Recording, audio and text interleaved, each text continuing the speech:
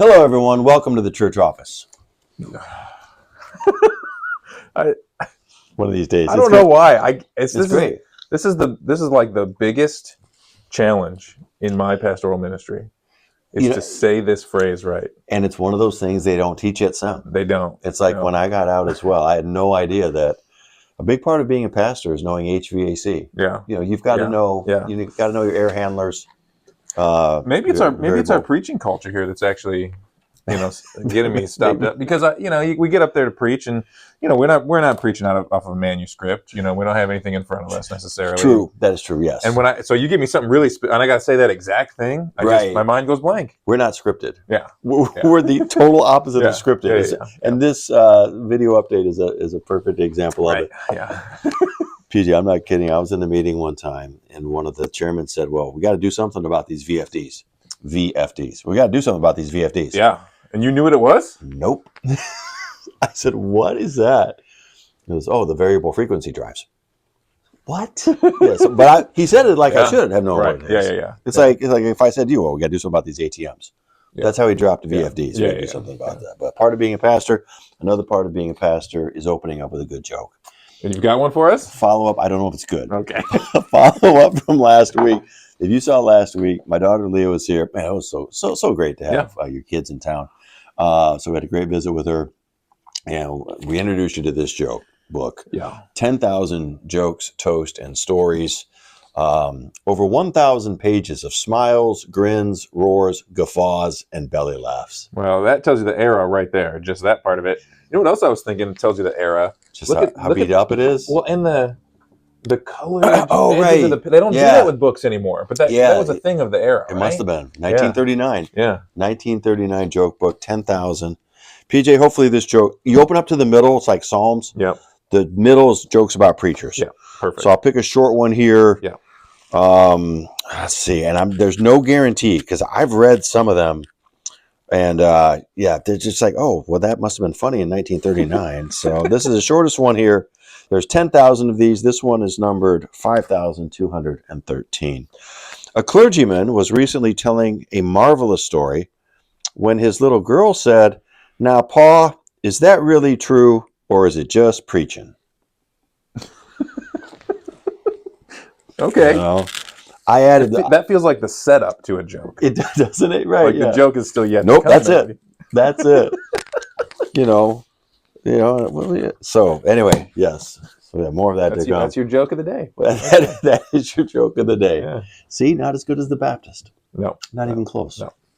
PJ, I have the Masters. Yeah, I noticed that. Today. Is that this weekend? Yes, it is this week. Today is Masters Wednesday. Today they're playing the par 3. Very excited about this. Very excited about the Masters golf tournament. For me, there's obviously the church life, our walk with God, which is the most important, obviously. Mm-hmm. So that's Easter, and that's coming up next week. That's right. It's Easter. There's Christmas. There's things that ebb and flow in the rhythms of life that we have in our faith walk. And then there's our hobbies, and I love golf. I love watch. I love the Masters. So for me, I'm like your boys on Christmas Eve. Right now. This is tomorrow's Christmas morning to watch the Masters. One of the things I'm listening to a golf podcast as much as I can to get kind of preview for it. Yeah. So Augusta National does not allow cell phones.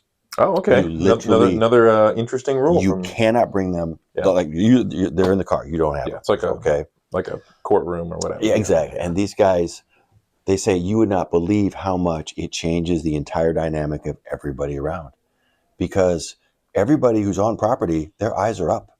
They're looking around. Yeah. You talk to each other. Yeah. You visit with people. Yeah. You introduce yourselves. Granted, you are in one of the most spectacular places, and manicured in that. But I've listened to 3 different podcasts. And they've all said the same thing. It's amazing how everybody here is so happy. There's an aura of happiness that surrounds the entire place. And part of it was, they said, because nobody's on these. Yeah. They put these away for a while. One guy said he's taking the family in a couple weeks. He's taking the family to Disney World. Uh-huh. And he knows that while he's at Disney World, he's going to be absolutely miserable and frustrated and angry. And here's the thing he said. He says, I've been there before. Yeah. I've been to Disney World. I've been to Epcot. Yeah. All right. And when you're walking around, guess what? I don't know that it really is the happiest place on earth. Not for me. So, but anyway, I just that juxtaposition. Yeah. I got a kick out of that. I did. All right, let's talk about stuff that we've got coming up. Okay, here. Which is a lot. We do have a lot. This is Wednesday, April 9th. Palm Sunday is next week. PJ, you got Palm Sunday. Sunday. Talk to us a little about where you're going. We're actually going to talk about the symbol of the cross. Okay. So we're actually going to look at some other religious symbols too to start the sermon.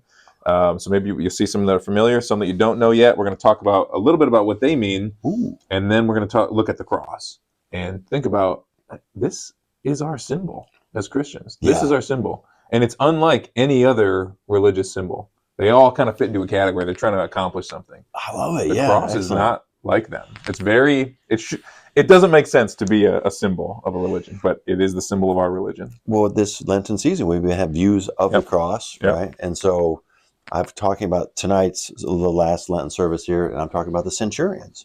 And just the presence of the soldiers as part of the Passion narrative is curious when you just look at the big picture. Yeah.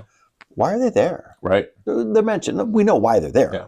But why are they mentioned so much? Yeah, that is interesting. Why does John have 3 different times where he demonstrates that the soldiers are fulfilling Old Testament scripture? Yeah. These are Roman soldiers. Right. And it kind of is, so but part of that is, you would not expect an instrument of execution to end up being the symbol, recognized by 7 billion people. Oh, that's Christian. Oh, the start of Christianity is the worst.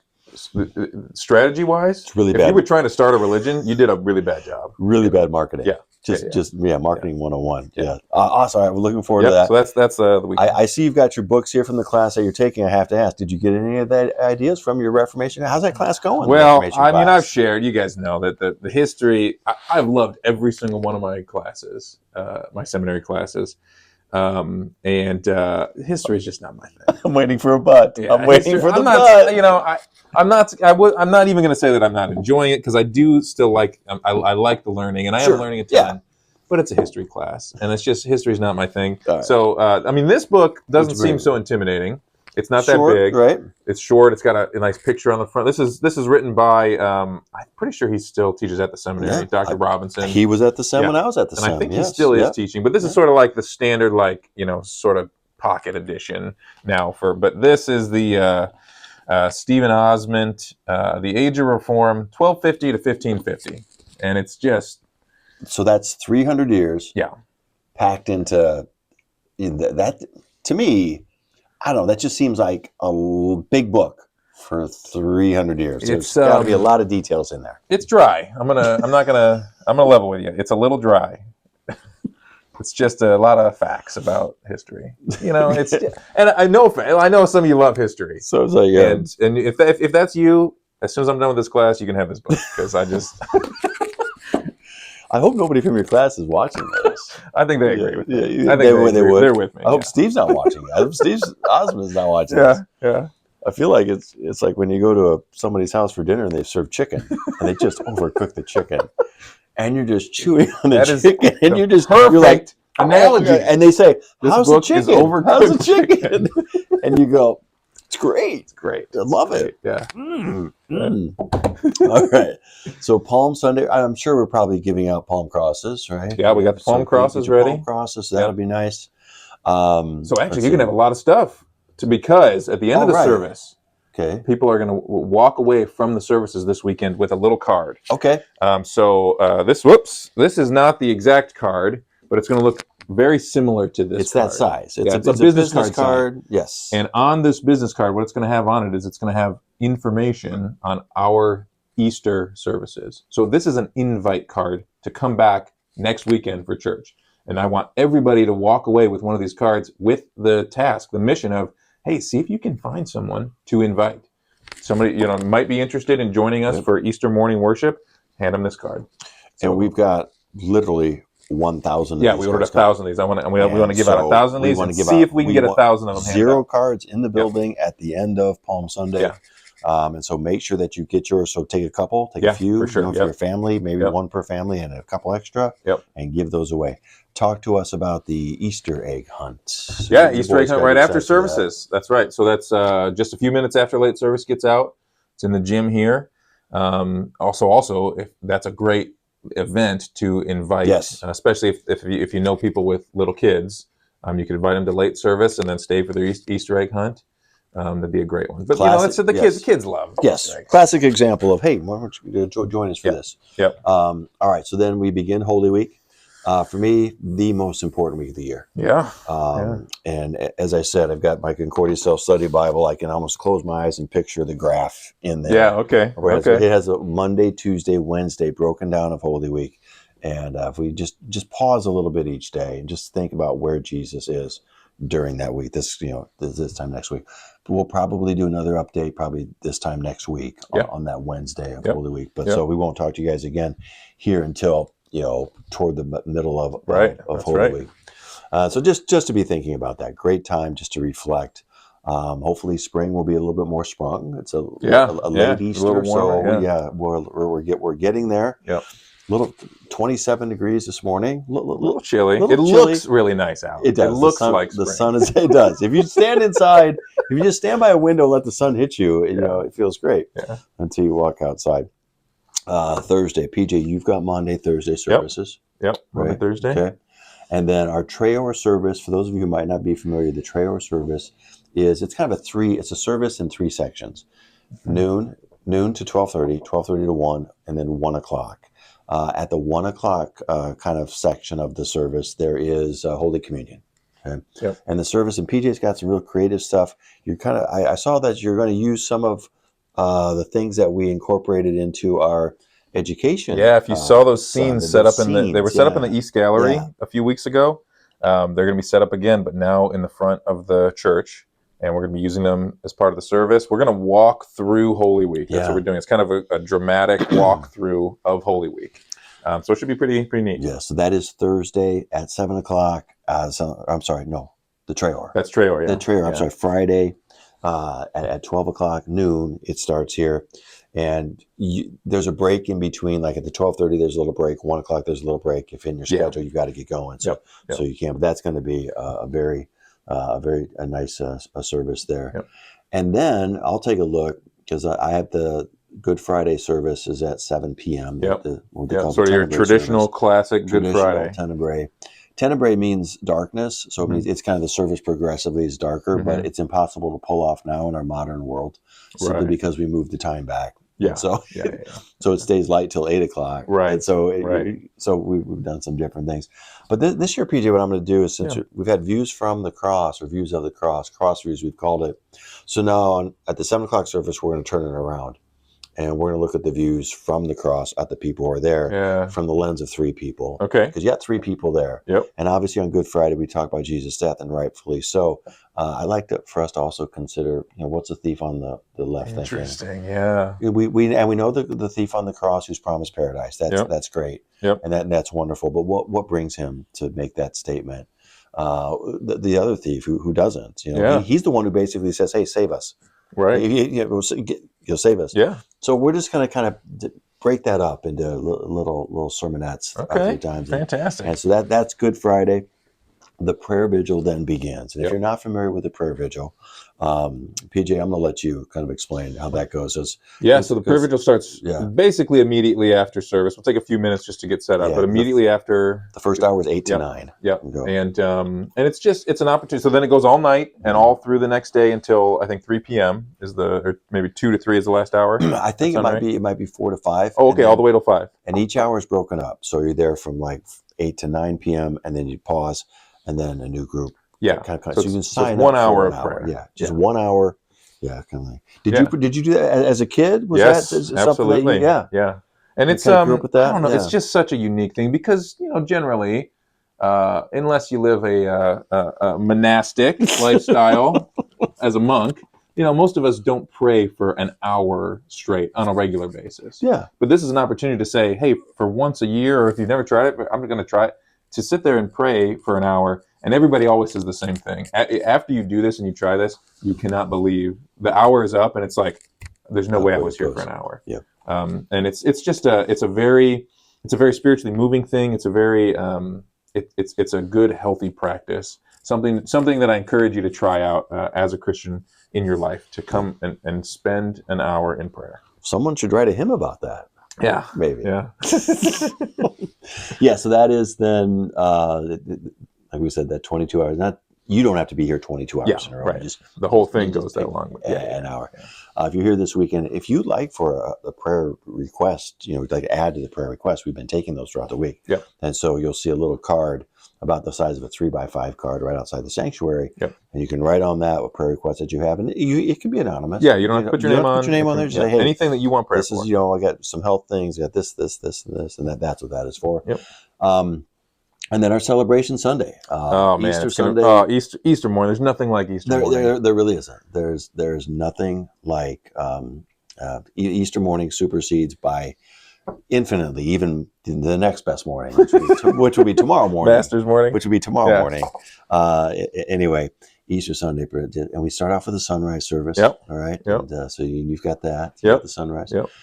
Easter breakfast will be served in the gym. Yep. So once again, so you can come by. And then the celebration services, there are 3 of them, 8:30, 9:45, and 11, just to allow for folks to come in and worship during that time. And again, I cannot stress this enough. If you're a member here at Christ the King and can park across the street, you can almost see it right now.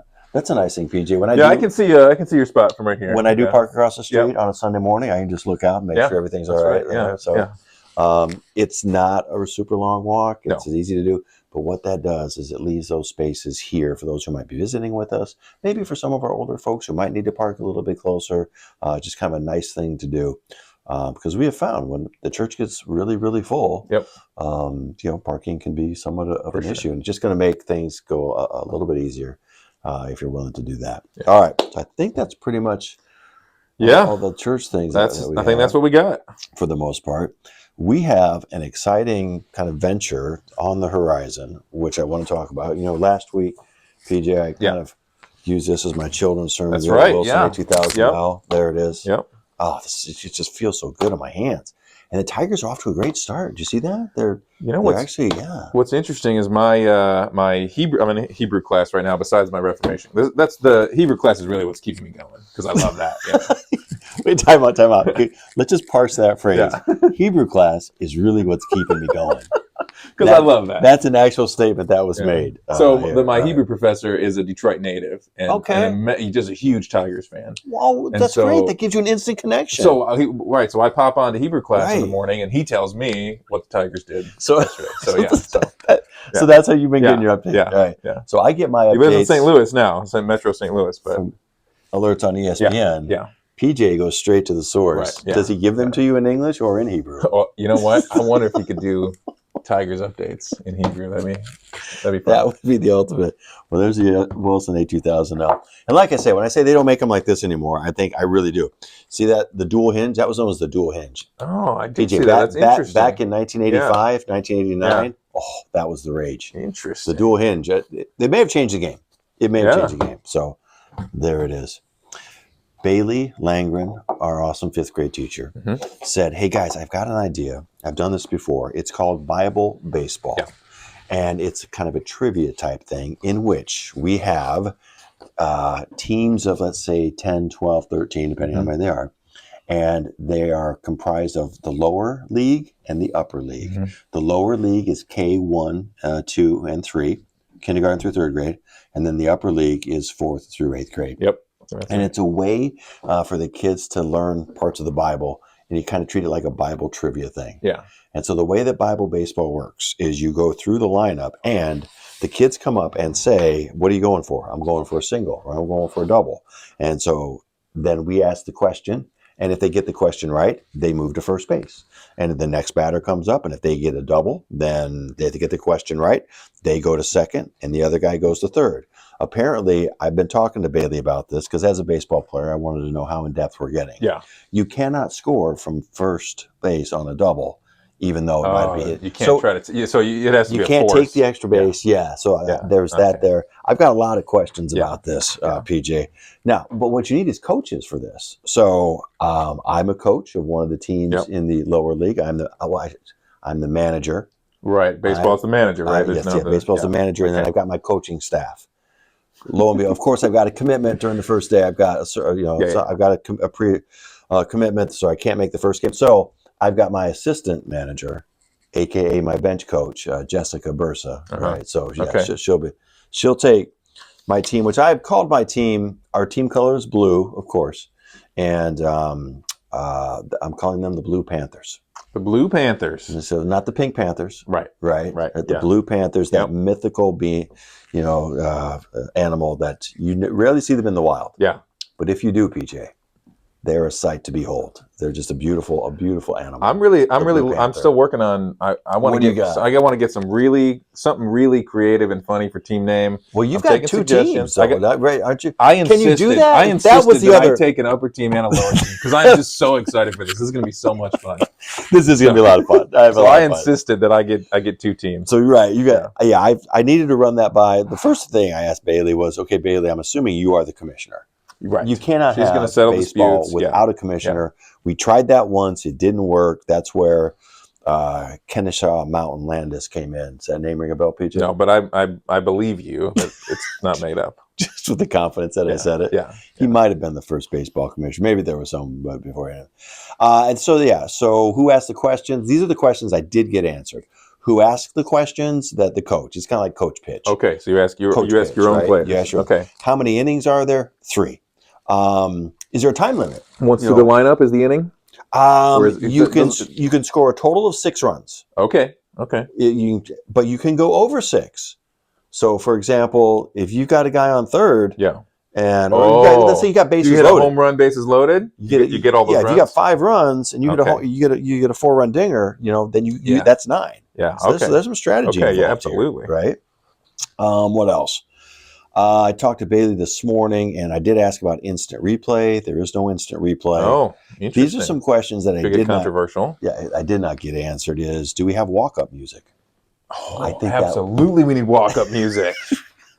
we have the technology to pull that I off. think we do. Walk-up music would be fun. Obviously, parental advisory. Yeah, we're not going to let them pick anything. Yeah, exactly. Yeah. Yours would all be praise music. Right, yours would all be praise music. Oh, yeah. Right. I get Cornerstone. So that one. Yep. I'm assuming there's no wagering on this, but we should probably just make sure that is there some of the newer things in baseball. Is there a pitch clock? Do we have to ask the questions in a certain amount of time? Yeah, probably. If we go into extra innings, do we start with a runner on second? That's a new thing that has started today. Your Hebrew professor. That's in the MLB? That. Yeah, what they did start with a runner on second? Yeah, I think it was maybe last year, the year before. Wow. Just because so that the games would be a little bit quicker. The pitch clock was all about. For sure. In today's society, baseball's not dumb. They're slow. The game is slow. And in today's society with decreasing attention spans, they said these 3-hour and 20-minute games aren't getting it done. We've got to get it under 3 hours. I did not realize that's where extra the pitch innings clock comes from. Yeah, so extra inning, you start with a runner on second, so as to speed up the result. Yeah. So we got to check with that one. Do you appeal on a called strike or a swinging strike? Yeah. Is there an appeal? A lot of stuff going on here, PJ. Are we allowing fans? And if we are there admission prices? Right? Where that kind of thing? That's true. We're gonna have hot dogs. Right? That's concessions. Yeah. So again, a lot of unanswered questions here. We've got time to iron this out. And probably the two biggest one, we want to be responsible to the players. Okay, the players they're going to the teams, and so number one, are we going to allow scouts to be here? Oh, do you have scouts? Yeah, and of course the biggest one is NIL. Where does the NIL money go? The revenue, yeah. Does it go directly to the kids? Does it go into a fund for their future education? A lot of questions to be asked here. All right, so Commissioner Langren, right? She's got a lot on her plate, but all right. What I wanted to do, PJ, is so your upper league games are on Tuesdays. Mornings. My lower league games are on Friday afternoons, and so that's what we got. Let's go with some of the questions here. So we're gonna actually try this out. We're gonna try this out. Questions look. So I have the younger ones, which I'm assuming are a little bit easier. Yeah. So you've got to imagine a kindergarten, first, second, third grader coming up and basically being asked this question. So first of all, do you want single, double? Let's do one of each. Yeah, give me one of each. All right, so give me a number between 1 and 50. Okay, I'll take 40. I knew it was coming. I was 40. I should have said that. Which disciple betrayed Jesus? Okay. So that's a single. That's Judas. Yes, that's you, right? So give me a double. Give me a number between 40 and 70. Ooh. I guess 70. I'm looking at 70. I should just guess the numbers that you're going to get. That'd be fun. Yeah. Name 2 gifts the wise men brought Jesus. Okay, frankincense and myrrh. There you go. Okay. Very good. Also, gold would be accepted. Gold be accepted. Very good. Triple. Now this is interesting. Okay. So, there's a triple. What did the disciple Peter do to a soldier when the soldiers were arresting Jesus? Oh, okay. He cut off Malchus's ear. Right. Yeah. Cut off his ear. Yeah. Oh, see, that's the other question. How exact do we have to be with these answers, right? Probably with the littles, not that exact. Probably, yeah, exactly. If they get it rough. Yeah, I mean, if the little said, okay, cut off his appendage, I think the fact that the kindergartner would drop the word appendage would be enough to get him on base. Yeah, I think so. You might call it a walk. Yeah, but that's a much harder question. That's a harder question. Definitely a triple. That's an example of a triple question. And finally, a home run for the Lord. Yeah, what's a home run? I did want to ask you this one too, because it brings up another question. James and John each wanted to sit next to Jesus. Yeah. In what place did they want to sit next to him? It must mean at his right hand, right? That's what they're asking him to sit at his right, or does it mean in heaven, in his kingdom? Yeah, the answer is heaven. Okay. The commissioner has written heaven. Yeah. By the way, from now on, I'm simply referring to Mrs. Langford, our 5th grade teacher, as the commish. Yeah, the commish. The commissioner. Yeah. Officially, Mrs. Commissioner. Mrs. Commish. Mrs. Commissioner, that's good. Yes, that's official. So just so you know, when I drop the commissioner, Yeah. I'm talking about our 5th grade teacher, Yeah. Mrs. Langford. Yes, it's heaven. Yeah. But it brings up the question. I'm sure that James and John also wanted to sit next to Jesus at the Last Supper. So if the kid says the Last Supper, do you allow it? Yeah, I guess that's going to have to kind of be up to the managers, right? That's be the instant replay. Yeah, that would be. If a kid gets creative with their answer, but you can see how something biblically accurate. How could I deny them? Yeah, there's another home run for the lower grades. Yeah. I'm thinking, wow, would a lower grade know this one? Why did Moses go up to Mount Sinai the 2nd time? I don't know. I think some of our littles will know that. Yeah, you think? Yeah. To go back and receive the law again? Yeah. Yeah. For the 2nd set of tablets, because the 10 Commandments, because he broke the first. I think so. Yeah. But it's harder. That's harder. Yeah, definitely harder. Yeah. But yeah, it's a lot of fun. Yeah. And so, we'll have that. And then you get to make a lineup. So I've got my lineup made up. So, get the lineup card. Do the managers come out and exchange the lineups like they do? Tracking stats and batting averages. Can a manager get thrown out? I might lose my mind. That's true. Is there an umpire in the room? Is there an umpire? Yes, exactly. Is there an umpire in the room? Yeah. Ask me some of the. What are so you want the harder ones, or you want the? I got the harder ones. Yeah, I want the upper grades. I want the upper grades here. Let's see what we got going. Let's just pick a random. Let's see what we got going. Okay, so let's see on the singles. Oh, here we go. Right off the bat, this is number 31. Who is the father of all lies? Satan. Yeah. Okay, so that's a single. Okay. Oh, there's a lot of them for the uppers. Singles. Okay, here's double. Okay, and I'll give you number 40 for the doubles as well. I like this question. At Jesus' transfiguration, what does Peter want to build? He wants to build. Let's see. He wants to. I want to say that the word is shelters. Yeah. Booths. That's right. It's shelter. The same as the word that's used for tabernacle. It is. Yes. Yeah. So this says 3/10, but he wants to set up tabernacle. The tabernacle. That's right. Yeah, I remember you had that. That was a big. I did. I preached a sermon on that. You had Transfiguration Sunday, right? Yeah, that's right. Big theme. Yep, tabernacle. Oh, here's a good one. Okay, so this is a triple. This is a triple. Okay. Name one of Jesus' brothers. One of Jesus. It actually gives 4 options here. This is 4. Now maybe this gets a little church history, right? Because biblically, I think we only have one from Scripture that we know. I thought, boy, that's a good question.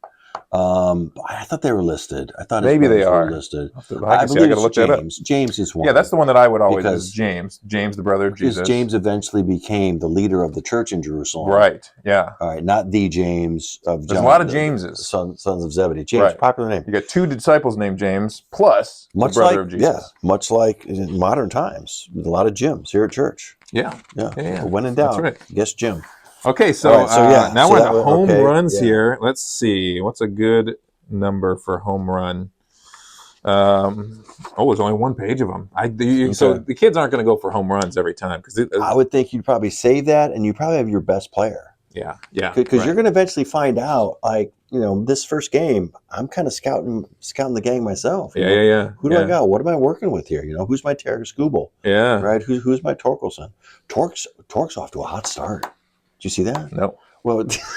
I can ask Dr. Hayner. All right, he can tell me. The next time you say to Dr. Hayner, just to get you in good with him, basically, just open up the conversation with this. Like, Dr. Hayner, man, can you believe Torque?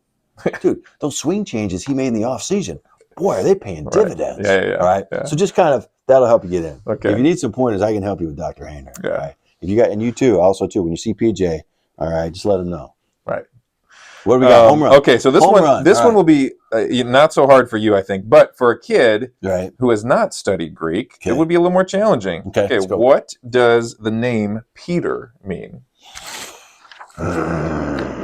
Much like the great Bob Seger song, solid, like a rock. That's Bob Seger? Like a rock.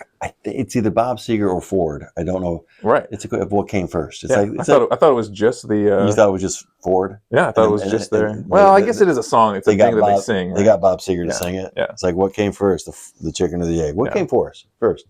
Oh, wait, no. Chevy's like a rock. Is it? Ford's built Ford tough, right? Oh, okay. Chevy's like a rock. Yeah. Oh, is it? I think Chevy's like a rock, right? I know. A lot of rock. I'll ask Joe. The Rock. The Rock can tell us. The Rock is like a rock. Yeah. I saw Joe. Joe was in chapel this morning, and he was here because his little boy Nick had the chapel. Yeah. Right. So Joe's here in chapel, and I got here and chapel's over, and I catch Joey's over there in the wing, and I motioned him to come over, right? Because that's the part where Dr. K, bless her heart, she's up there doing her announcements, which is great. But in my mind, I didn't think, Joe probably doesn't have to listen. Probably it's for the kids. The announcements are the kids. Yeah, that's what I thought. Yeah. So I hope I didn't get Joe in trouble because I said, get over here. So he comes and sits next to me, and his wife, Chrissy, kind of gives him a look. Chrissy's been on the program as well. Yeah. And Chris kind of gives him a look, and I said, Joe, sit down. I said, Chapel, your job as a dad is done. It's over now.